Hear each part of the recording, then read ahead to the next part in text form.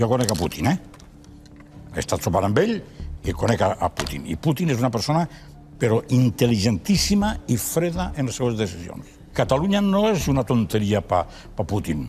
Cap tonteria. Catalunya és una base potencial militar de gran ordre en el port de Barcelona i el port de Tarragona. Per què? Per cobrir el Mediterrani occidental, per poder garantir-se el pas a l'Atlàntic, perquè si no, en la base de Rota tanca l'Atlàntic.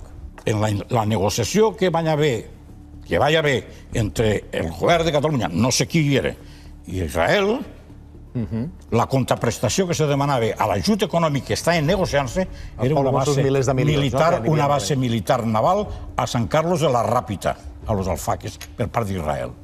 Per tant, fixeu-se bé, no estem avaluant els factors geopolítics que juguen en tot el panorama internacional. I això fa que moltes vegades ens puguem equivocar en la perspectiva voluntarista de dir sortim al carrer i que ens escoltin. Però al final,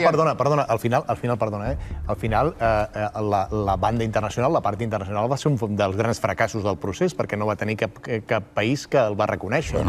Aquí què és el que va fallar, llavors? Però tu escolta el que t'està dient. Està dient el Manolo que hi ha Rússia i Israel, com a dos estats que esmentes tu, que en aquests moments estarien interessats políticament, en aquests moments estan interessats a favor de la independència de Catalunya. Estaria a favor de que aquí hi hagués alguna cosa. Que hi hagués algun moviment. Bé, deixem-ho aquí perquè tampoc no volia ara ja obrir el que... No van reconèixer. Perquè era molt prematur.